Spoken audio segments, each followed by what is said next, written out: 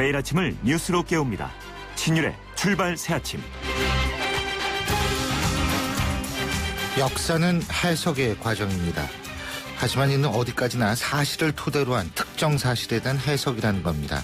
그러니까 사실 자체를 부정하거나 왜곡하면 그것은 역사가 아니라는 얘기인데요. 바로 일본이 지금 하는 언론 플레이는 사실상 사실 자체를 왜곡하거나 사실 자체를 부정하려는 또 다른 시도라고밖에 볼 수 없습니다. 그렇기 때문에 이런 언론 플레이에 우리가 흥분할 필요도 없고 또 억울해할 필요도 없습니다. 그리고 결코 서두를 이유도 없습니다. 급한 건 일본이고 일본이 급한 이유는 바로 국제사회의 여론 악화 때문인데요. 그래서 우리는 이들의 실체를 서서히 알리고 역사적 실체를 전 세계적으로 알리려고 노력하면 그뿐입니다. 우리가 원하는 건 돈도 아니고 이들의 진심 어린 사과일 뿐입니다. 하지만 이들이 이런 식의 언론 플레이를 하는 걸 보면 아직도 이들은 정신을 못 차린 것 같죠. 우리는 천천히 느긋하게 이들이 확실하게 정신 차리도록 만들면 됩니다. 상대가 서두를수록 우리는 그런 실체를 알리는 기회로 만들면 된다는 얘기입니다. 신율의 출발 새 아침, 오늘 순서 시작합니다.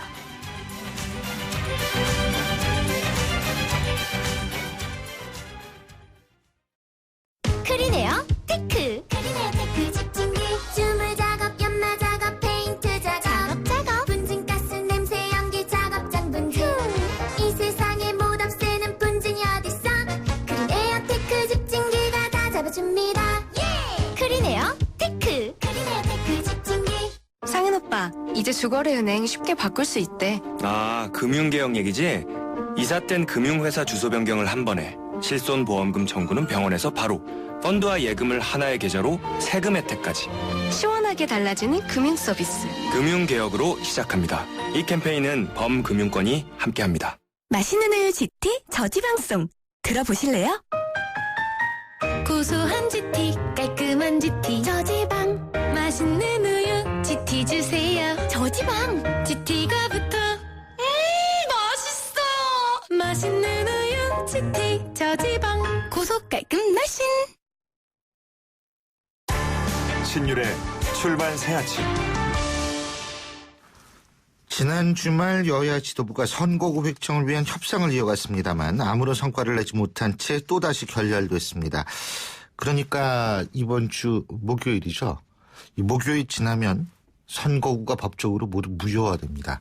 예비 그래서 후보 등록을 마친 후보들 이거 어쩔 줄 모르는 소위 말하는 초유의 사태가 발생하게 되는데요. 이것뿐만이 아니죠. 지금 공천 룰을 둘러싸고도 여러 가지 여야 얘기들이 많이 나오는데요. 자, 이런 문제 얘기 나눠보겠습니다. 새누리당 김재원 의원 연결합니다. 김 의원님 안녕하세요. 네, 안녕하세요. 그 여야 지도부 국회의장 이제 상당히 자주 만나는데 세 분, 여당 대표, 야당 대표, 그리고 국회의장 이 세 분이 공통점이 있더라고요. 공통적으로 얘기하는 게 국민볼 면목이 없다라는 얘기인데, 자, 이거 어떻게 되는 거예요? 이제 3일 남았는데. 그렇죠. 이제 우리 국회가 사실 제 역할을 못 한다는 이야기는 여러 번 들었지만, 이 지경일지 저도 구성원 한 사람으로 상당히 좀 부끄러운 입장인데요. 네. 적어도 당 대표 또 원내대표가 만날 때는 사전에 충분히 조율이 되고 통상적으로는 이제 합의문에 서명하는 정도 그런 만남이 되어야 하는데 지금은 사실 어떻게 보면 전혀 대화가 되지 않다가 외부적으로 만나는 모습만 보여주고 있어서 더 답답하게 만드는 것 아닌가 그런 생각입니다. 지금 사실 제가 소속된 새누리당뿐만 아니라 새정치연합의 그 의원들도 답답하기는 마찬가지일 텐데요. 그러나 사실 대부분의 지금 현재 문제는 조금 한 커플만 드러내고 보면 사실 쉽게 합의를 할 수 있고 국가와 국민을 위해서 생각한다면 충분한 결론이 나올 수 있는데도 구체적으로 들어가서 그 각 당 특히 야당의 어떤 이념 논쟁이라든가 또는 현실과 괴리된 자신들의 이념적 주장에 몰입되어서 여러 가지 경제 살리기 법안을 발목 잡고 있고 또 어떤 경우에는 국회의 의석 확보 때문에 스스로 그 합리적인 어떤 논의의 장에 나오지 않으려고 하는 것 아닌가 그런 생각이 듭니다. 근데요, 지금 선거구 획정에 있어서 가장 큰 지금 문제점이 뭐죠? 사실은 이제 이번 선거구 획정이 문제가 된 것이 바로, 헌법재판소에서 현재의 선거구가 인구 편차가 과도하니 3대1에 달하는 인구 편차를 2대1로 줄여라라고 했기 때문에 지역구 의석을 늘리죠. 획정하면 되는 것이거든요. 예. 그런데 어차피 3대1을 2대1로 바꾸려면 그만큼 인구가 많은 그 지역구를 좀 분할하고 인구가 적은 지역구를 통폐합해서 특정 수준으로 만들어야 되는데 그렇게 하려고 하다 보니까 농어촌의 어떤 지역 대표성이 과도하게 미치게 되므로 일정 부분의 지역구 의석을 늘려야 하는 게 기본이거든요. 거기까지는 어느 정도 이견이 없잖아요, 그죠? 그런데 이제 그 비례대표라는 것은 지역구의 의석의 그 사표를 방지하기 위해서 정당 투표를 통해서 정당 투표에서 얻은 투표 수만큼 다시 의석을 배분하는 것이 비례대표제거든요. 그러면 야당은 정치 일선에서 국민들의 그 어떤 신뢰를 확보해서 총선에서 정당 투표를 통해서 많은 의석을 가져가면 되는데 그런 국민의 표를 얻을 생각을 하지 않고 일단 얻은 표에서 자신들이 어떤 그 조작을 통해서 개수 조작을 통해서 자신들이 얻은 그 정당 투표의 비율보다 더 많은 의석을 가져가는 제도를 가지고 와야 그것을 채택을 해야 비로소 이 지역구 획정에 동의를 하겠다 이렇게 나오니 사실은 결국에는 그 공정성이 결여된 그 비례대표 제도를 자꾸 주장하는 것이거든요. 이것이 그 말로는 거창하게 비례성 강화라고 하지만 사실은 정당 투표에서 투표를 많이 할 노력은 하지 않고 자신들이 얻은 그 득표의 비율보다도 더 많은 의석을 가져가겠다는 그런 주장을 끊임없이 펴기 때문에 현실적으로 대화가 안 되는 것이죠. 사실 상식적으로 생각하면 비례대표 의석수를 정당 투표의 비율대로 배분하는 것이 지극히 정당하거든요. 그런데 지금 말하는 연동형이니 뭐니 하는 것은 그 자신들이 얻은 득표율보다 더 많은 의석을 가져가겠다 그런 주장이거든요. 그러니까 그것은 정의의 관념에 반한다. 그러니까 연동형 비례대표 주장은 개수 조작이다 일종의, 그죠? 일종의 그 자신들이 얻은 그 정당 득표율보다 더 많은 의석을 달라 그 주장이죠. 예, 알겠습니다. 근데 뭐 이게요. 이 여야 정치권의 벼랑 끝 전술 아니에요, 이거? 계속 이렇게 끌다가 31일 날 어떻게 되는 거 아닙니까? 저는 31일 날이라도 되면 다행인데, 마음속으로는 1월 8일이 이제, 이번 12월 인수위 마지막 날이니까 1월 8일까지 가보자, 그런 심산인지 모르겠는데, 그렇게 1월 8일 날까지 가서라도 되면 다행인데, 요즘 보면 그것조차도 아닌 수도 있겠다는 생각이 들 정도로, 허무맹랑하게 나오니까.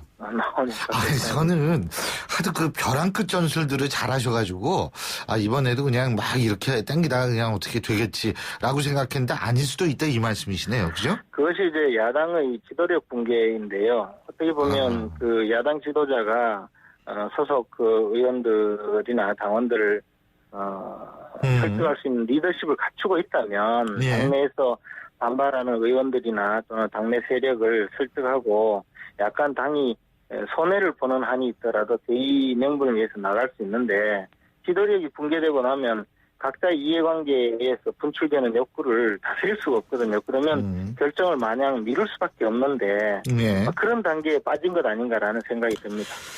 알겠습니다. 그 야당 얘기 잠깐 하셨으니까 그 얘기 제가 좀 여쭤보려고 그러는데 왜 표창원 씨가 사정시민주연합에 입당했죠, 그죠?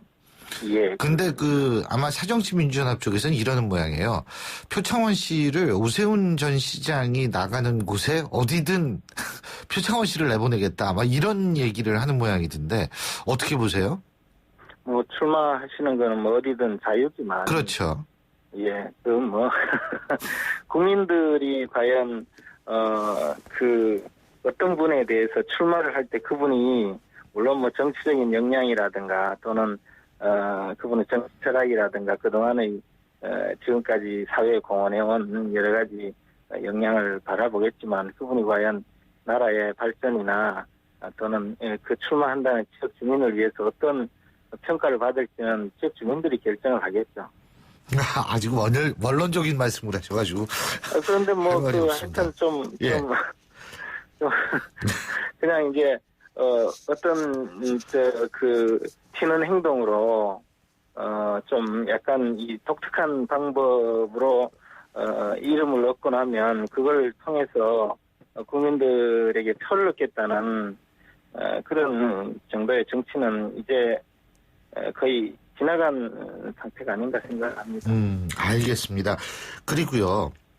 또 하나는 오세훈 전 시장이 이제 어디로 출마하느냐. 예를 들면 이런 것들이요. 험지 출마론, 단수공천제죠. 그 다음에 우선 추천제. 이런 거하고 연결이 되는 것 같은데 말이에요.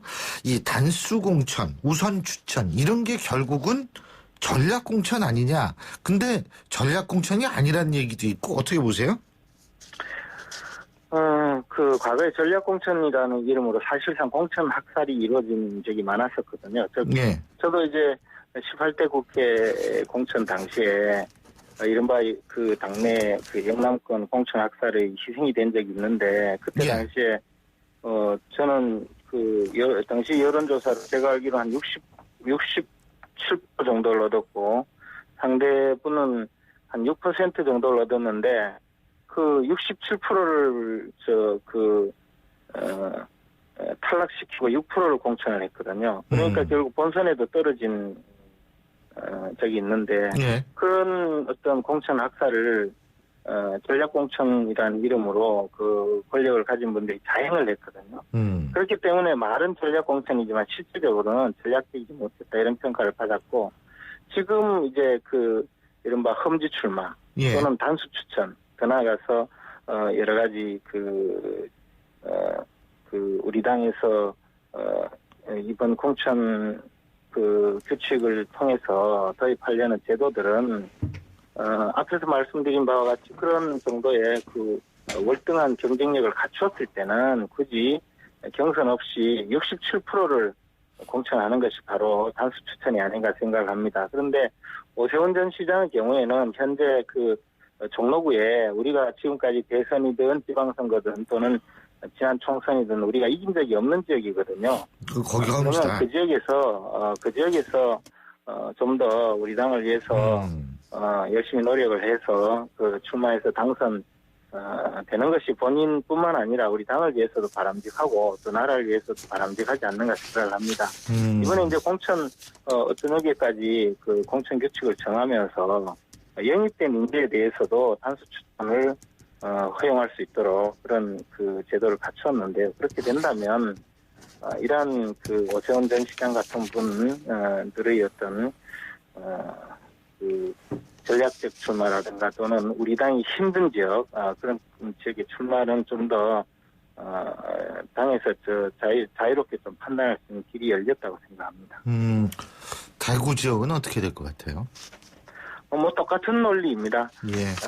여전히 그 우리 당의 후보자가 그 월등한 경쟁력을 갖췄다면 굳이 경선 없이 전국적으로 어디든 꼭 경선을 할 필요 없을 정도로 월등한 경쟁력이라면 경선을 통해서 또 그 절차를 거치지 않고도 단수로 추천할 수 있는 그런 규정을 갖춘 것은 사실입니다. 그렇군요. 자, 그리고 진실한 사람 얘기들이 많이 나오잖아요. 그죠? 근데 이 얘기에 대해서 어떻게 보십니까? 물론 진실한 사람이 중요하고 좋죠. 근데 이게 너무 강조가 되다 보면 너도 나도 진실하다고 지금 난리 아닙니까? 그래서 유권자들 입장에서 선거에 출마한 사람 중에서 누가 거짓말하지 않고 진실한 사람인지 잘 가려내서 선택을 해서 뽑아야 되겠죠. 거짓말쟁이가 국회의원 되면 안 물론 되거든요. 그렇죠. 근데 대통령이 보면 당선되고 나면 출마 당시 약속을 다 쳐버리고 또 정치적인 어떤 소신도 저버리고 활동하는 분들이 많지 않습니까? 그러니까 진실한 사람을 선택해야죠. 근데 대통령이 좀 자주 강조하는 거는 어떻게 보십니까? 대통령께서도 국정 수행의 중심에 있다가 보면 그렇게 국민들에게 약속을 한 바대로 성실하게 실천하는 분들이 꼭 필요하다. 그런 원론적인 의미 아니겠습니까? 근데 뭐 하여간 진실한 사람이 뭐 중요는 하죠. 근데 이게 너무 강조하다 보니까 뭐가 진실한 건지 잘 모르겠더라고요. 그래가지고. 이제 국민들이 잘 보면 다 판단이 되겠죠. 자, 마지막으로 하나만 더요. 컷오프 말입니다. 지금 사정치민주연합 쪽에선 컷오프 계속 할 모양이죠. 그죠? 새누리당에서는 이른바 현역 의원들을 평가를 해서 그렇죠. 하위 방식 평가를 해서 이제 하위 20% 예. 강제 퇴출시킨다는 그런 내용이고 우리 당에서는 그런 식으로 몇 퍼센트를 정해놓고 퇴출시키는 것이 아니라 적격심사라든가 이런 여러 가지 방식을 통해서 의원의 윤리라든가 또는 그동안 의원의 의정활동 또는 당에 대한 기여도 뭐 이런 것을 복합적으로 좀 상향하자. 그리고 기준을 상향하자. 그러다 보면 자연히 조금 문제가 있는 분들은 탈락될 수도 있다. 이런 원론적인 입장에서 접근하지 몇 퍼센트를 강제로 탈락시킨다든가 그런 정도의 어떤 장치는 아직까지 정하고 있지 못하고 있습니다. 근데 필요하다고 보십니까? 저는 몇 퍼센트를 정해놓고 탈락시키는 것은 별로 좋은 제도는 아니라고 생각합니다. 그러나 의원들의 어떤 윤리 기준이라든가 또는 의원들의 당내 의정 활동에 대한 평가 같은 것은 적절한 방법으로 이루어지면 좋지 않을까 생각하는 중입니다. 이게 상향식 공천으로 강조가 되다 보니까 사실은 국회 의정 활동이 너무 불성실해진다든가 또는 더 나아가서 당의 정체성이나 당의 정당 정책에 맞지 않는 그런 활동으로 당이나 국민에게 피해를 주는 그런 경우도 왕왕 생긴다고 봅니다. 예, 잘 알겠습니다. 오늘 말씀 여기까지 듣죠. 고맙습니다. 네, 감사합니다. 예, 지금까지 새누리당 김재원 의원이었고요. 신율의 출발새 아침 1부 순서는 여기서 줄입니다. 잠시 뒤 2부에서 뵙죠. 소통의 아침을 여는 공정한 목소리. 신율의 출발 새 아침. 예, 신율의 출발새 아침 2부 순서 금방 다시 왔죠? 자, 광고 듣고 시작합니다. 트랙스타 시작! 국민 모두 함께 하나, 둘, 셋, 넷. 숨을 한번 크게 마시고 가슴을 활짝 펴세요. 한 걸음, 두 걸음, 국민 모두 함께 걸어가요. 지금까지의 아웃도어를 넘다.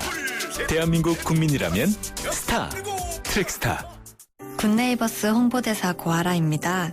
민균의 4남매 이야기 들어보실래요? 찬바람이 송곳같이 파고들던 낡은 흙집. 민균의 4남매는 전기장판 하나로 추운 겨울을 견뎌야 했습니다. 하지만 좋은 이웃들의 나눔이 아이들에게 포근한 겨울을 선물했네요. 추위를 거뜬히 막아주는 따뜻한 집. 아이들의 웃음소리가 멀리 멀리 퍼져갑니다. 우리 아이들의 행복한 변화 누가 만들까요? 저 고아라와 함께 여러분이 좋은 이웃이 되어주세요. 후원 문의 1599-0300 굿네이버스. 어디요? 빨리 나와.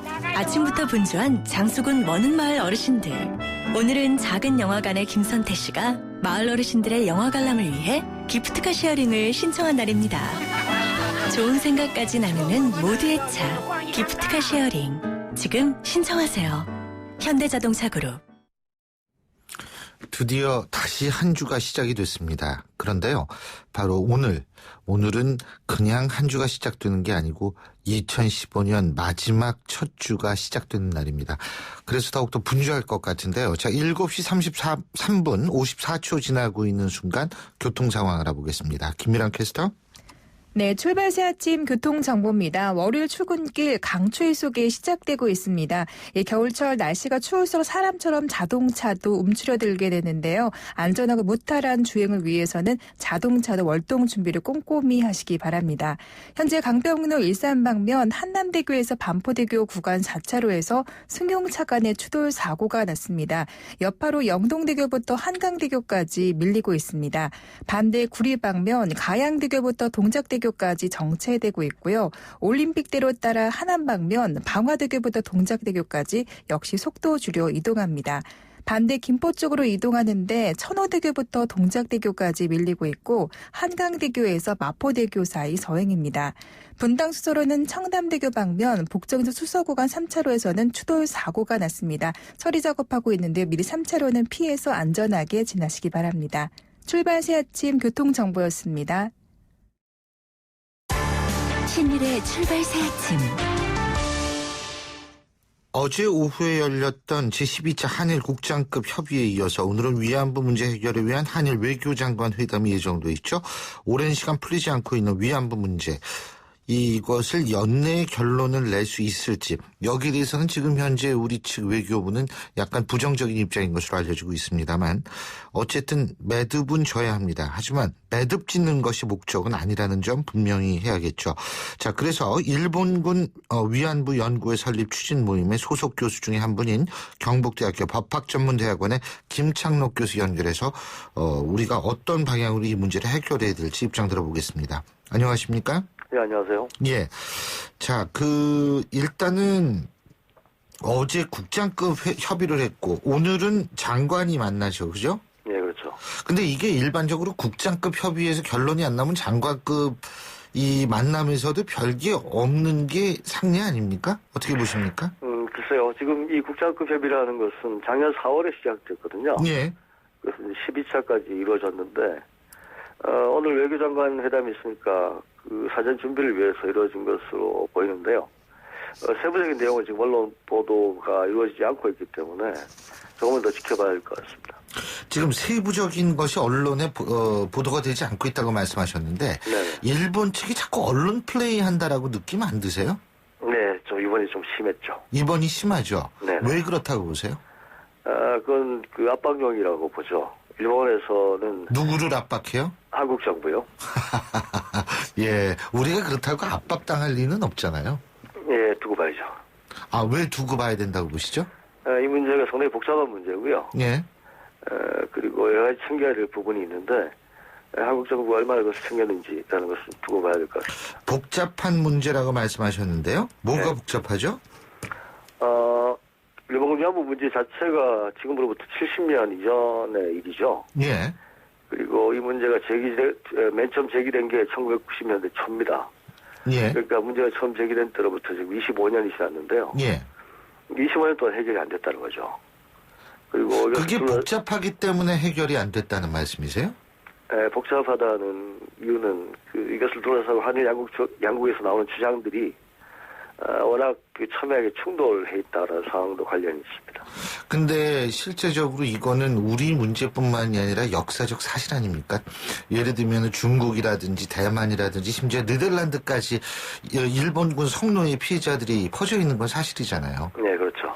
그러니까 이거는 주장이 맞부딪힌다라고 보는 게 아니라 일본의 일방적인 일종의 어거지 뭐 이런 것 때문에 그렇게 된 거 아닌가요?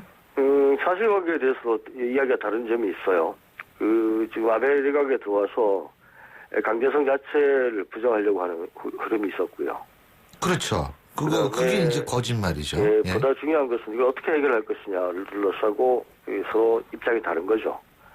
한국에서 1990년대 초에 문제가 맨 처음 제기됐을 때부터 예. 그 피해자들하고 시민단체는 7가지를 요구했습니다. 사실인정, 사죄, 배상, 진상규명, 역사교육, 그다음에 추모사업, 책임자 처벌 이렇습니다. 이게 이제 법적 책임이라는 게 그것의 구체적인 내용인데요. 일본 정부는 65년에 청구협정을 통해서 일본 위안부 문제가 모두 종결되었다라는 입장이고요. 하지만 한국 정부는 여전히 일본 정부에게 법적 책임이 남아있다는 입장입니다. 그러니까 본질적인 부분에서 충돌하는 거죠. 그래서 어떻게 이 문제를 해결할 수 있을 것인지라는 것이 애당초 매우 어려운 문제다 이렇게 볼 수가 있습니다. 이거는 근데 어쨌든 지금 이것을 연내 해결 뭐 이런 식으로 서두른다고 될 수 있는 문제는 아니다라는 얘기가 있던데요. 네, 그렇습니다. 그죠? 이 문제는 상당히 뿌리가 깊은 문제고요. 본질적인 부분에서 갈등이 있는 것이기 때문에 위안부 문제를 딱 떼어놓고서 생각할 수 없는 부분이 많습니다. 이 부분이 사실은 제가 앞서도 말씀드렸지만 이 성노예 피해자분들이 지금 전 세계에 한두 분 있는 게 아니잖아요. 네, 그렇죠. 그렇지 않습니까? 네. 그러니까 쉽게 얘기하면 역사적 증인이 그만큼 많다는 얘기고 그 역사적 증인이 많다라는 얘기 자체는 일본이 지금 얘기하는 논리라는 것이 전부 허구고 어떤 이 거짓이라는 얘기가 쉽게 성립이 될 수 있지 않습니까? 그러니까 그 부분보다는요. 네. 지금 현재로서 보다 중요한 건 1965년에 한일 간에 그 청구권 협정을 체결하면서 국회 정상을 했는데 그 청구권 협정의 해석 둘러싸고 이 문제는 이제 한일 간의 특수한 문제니까요. 근데 그건 돈 문제 말씀하시는 거 아니에요? 배상 문제? 예, 배상 문제가 아니고 청구권 협정에 의해서 일본군 위안부 문제가 해결되었느냐 되지 않았느냐라는 문제입니다. 해결이 어떤 측면에? 그럼 돈 문제가 아니라면 그 해결은 어떤 의미죠? 뭐 해결은 여러 가지가 있을 수가 있는데요. 예. 일본 정부 입장에 따르면 1965년에 청구권 협정에 의해서 일본군 위안부 문제도 해결되었다라는 거고요. 한국 정부는 65년 청구권 협정의 대상이 아니었다. 일본군 위안부 문제는. 대상이 아니었으니까 지금 현재까지도 문제가 남아있다라고 하는 것입니다. 거기에 그 문안이나 이러한 것들이 있을 거 아니에요. 국가 간에 있어서의 협정이기 때문에. 그렇지 않습니까? 그러면 거기에 대해서 해석의 문제가 남아있다는 겁니까? 아니면 그런 부분이 아주 모호하게 처리가 되어 있다는 얘기입니까? 네, 청구권 협정을 한번 읽어보시면. 예. 매우 모호하다라는 걸 알 수 있습니다. 청구권에 관한 문제가 해결되었다라고 되어 있는데, 예. 그 청구권의 원인이 제시가 안 돼 있어요. 그러니까 어떤 일에서부터 생겨난 청구권이냐라는 게 제시가 안 돼 있거든요. 그래서 일본 측에서는 그런데 그것을 모든 게 다 해결되었다라는 식으로 주장을 그러니까 하고요. 일본군 성노예 문제도 거기에 포함이 돼서 다 해결이 됐다 이런 말씀이시군요. 네, 그렇습니다. 일본 측의 주장은 그렇습니다. 그런데 일본 측에서는 좀 문제가 있죠. 왜냐하면 일본 정부가 일본군 성노예, 그러니까 일본군 위안부 문제를 맨 처음 인정한 위안부라는 것보다는 사실은 국제적인 용어는 성노예이기 때문에. 네, 근데 할머니들께서 거북해요. 예. 그래서 일본 정부가 맨 처음 그 문제를 인정한 것이 1992년이거든요. 예. 그 전까지는 정부하고 군은 관련이 없었다라고 주장했습니다. 그런데 92년에 증거 자료가 발굴이 되자 곧바로 입장을 바꿔서 사과하고 반성한다 이렇게 바꾸었어요. 그러니까 일본 정부의 주장에 따르면 92년까지는 일본 위안부 문제는 일본 정부로서는 문제가 아니었던 거죠. 해당초.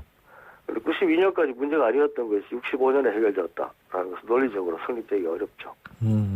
그래서 일본 정부의 주장은 무리가 있습니다만 그럼에도 불구하고 계속 그 주장을 고집하고 있습니다.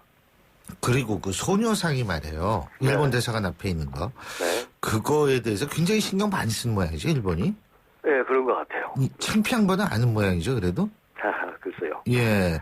그거를 자꾸 그 언론 플레이를 통해가지고 뭐 철거하기로 했다는 등 이런 식의 얘기 나오는 거. 이거는 어떻게 좀 외교적으로 항의해야 되는 거 아니겠어요? 한국 정부가 항의를 했죠. 항의했고, 일본 정부의 공식적인 입장이 나온 게 있습니까? 일본 정부는 직접 이야기를 한 것이 아니니까 그냥 언론에서 한 거니까 모르겠다고 하겠죠. 예.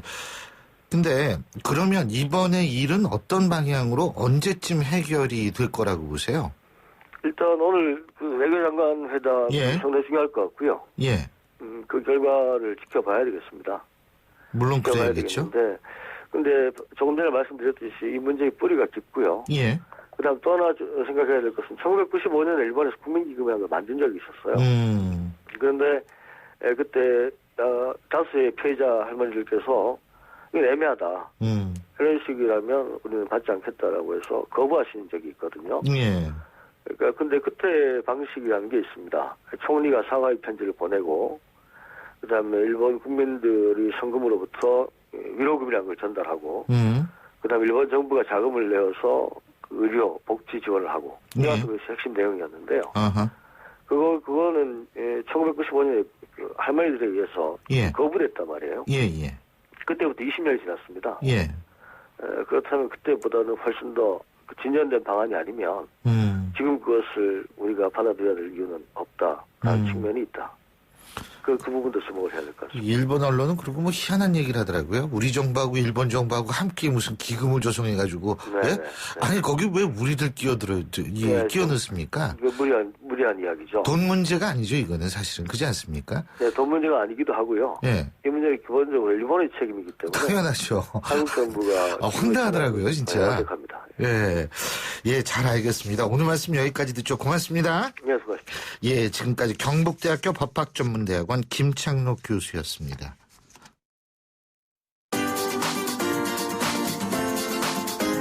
YTN 뉴스 FM 신율의 출발 새아침 댓글로 보는 뉴스.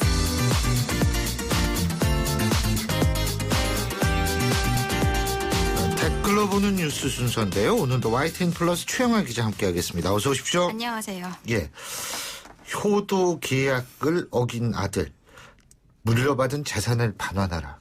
이 얘기부터 좀 해보죠. 네. 이거 정신 확 드는 얘기죠. 예. 부모를 잘 모시는 조건으로 부동산을 물려받은 아들이 약속을 어겼다면 재산을 다시 돌려줘야 한다는 대법원 확정 판결이 나와서 눈길을 끄는데요. 예. 지난 2003년에 유모 씨는 서울에 있는 단독주택을 아들에게 증여를 했습니다. 예. 아들은 그 당시에 부모를 충실히 부양하지 않을 경우 계약 해제를 하더라도 이의를 제기하지 않겠다는 내용의 각서를 썼어요. 그런데 아들은 한 집에 살면서 식사도 함께하지 않았고 편찮은 모친의 간병은 따로 사는 누나와 가사도우미가 맡았습니다. 예. 요양시설을 권하기도 했다고 하는데요. 결국 유 씨는 아들을 상대로 소송을 냈고 법원은 부양 의무를 이행했다고 볼 근거가 없고 오히려 폐륜적인 태도를 보여 부모에게 재산을 다시 돌려줘야 한다며 유 씨의 손을 들어줬습니다. 누리꾼들은 좀 이런 현실이 씁쓸하다는 반응이 많았습니다. 재산 상속을 떠나서 인성이 글렀네요. 또 부모 자식 간에도 돈이 문제인가요? 네. 돈을 물려주면 자식이 원수가 되는 것 같습니다. 부모 자식 간에 저런 각서를 써야 한다는 것 자체가 씁쓸하고 민망합니다. 이런 반응이 있었네요. 야, 근데 이거 뭐 당연히 돈 떠나가지고 이 사람이 이러면 안 되죠. 네. 예.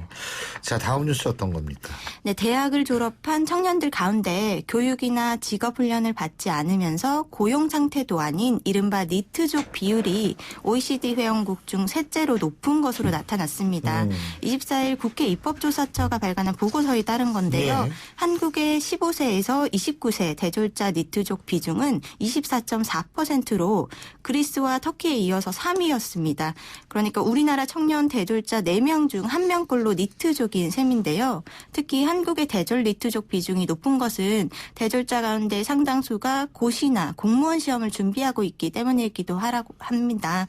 그래서 누리꾼들은 대학 안 가도 한 우물만 파면 성공한다고 하지만 사실 우리나라에서는 꿈이다. 우리나라는 왜 대기업 정규직이나 공무원을 안 하면 먹고 살기가 힘들까요? 나쁜 건 또 OECD 가입국 중 최고네요. 회사는 많은데 눈은 높고 악순 아닙니다. 이런 반응이 있었네요. 근데 이게 공무원 철밥통 시대도 서서히 가고 있고요. 네. 대기업 정규직이라 그래도 언제 어떻게 될지 몰라요. 예, 이게 그러니까 사회가 굉장히 전반적으로 불안해질 수밖에 없는데 그러니까 하고 싶은 걸 해야 된다. 제가 항상 우리 과 애들한테 얘기하는 게 그거예요. 네. 그래야지 최소한 후회는 없다. 다음 뉴스 어떤 겁니까? 네, 운전기사 상습 폭행 논란이 일고 있는 김만식 몽고식품 명예회장이 운전기사 이 사람? A씨를 예. 직접 만나 사과했다는 소식인데요. 사과해야죠. 네, 몽고식품 측은 김 회장이 어제 오후 1시경에 A씨를 직접 찾아가 사과를 했고 A씨는 김 회장의 사과를 받아들이기로 했다 이렇게 밝혔습니다. 이와 함께 김 회장의 아들인 김현승 몽고식품 대표이사가 오늘 오후 대국민 공개 사과를 한다고 하는데요. 앞서 김 명예회장의 운전기사인 A씨는 지난 10월 중순쯤이었죠. 자신의 신체의 주요 부위를 김 회장이 발로 걷어차는 등 상습적인 폭행을 당했다고 폭로를 했었습니다. 이와 관련해서 김 명예회장은 관련 사실을 인정하고 회장직에서 물러나기로 했는데요. 누리꾼들은 사과는 필요 없고 법대로 구속하시죠. 쥐어짜는 듯한 사과는 소용이 없습니다. 사과만 하지 말고 재발 방지 등 적극적인 조치를 해야 할 것입니다. 이렇게 지적을 하면서요. 잊을만 하면 나오는 갑질 진정성이 없네요. 이런 지적도 했네요. 예, 지금 뭐 이분만이 아니다라는 얘기도 언론에 보도가 되고 있지 않습니까? 네. 그러니까 실제로 이 부분에 대해서는 사실 엄정한 수사가 필요한 것 아닌가라는 생각이 들기도 합니다. 이건 사과로 끝날 문제. 그리고 사실 이 운전기사분은 그냥 회사 그만둔 거 아니에요? 결국. 네. 그럼 남는 게 없잖아요. 예? 뭐 어떻게 원상복귀를 해주든지. 예?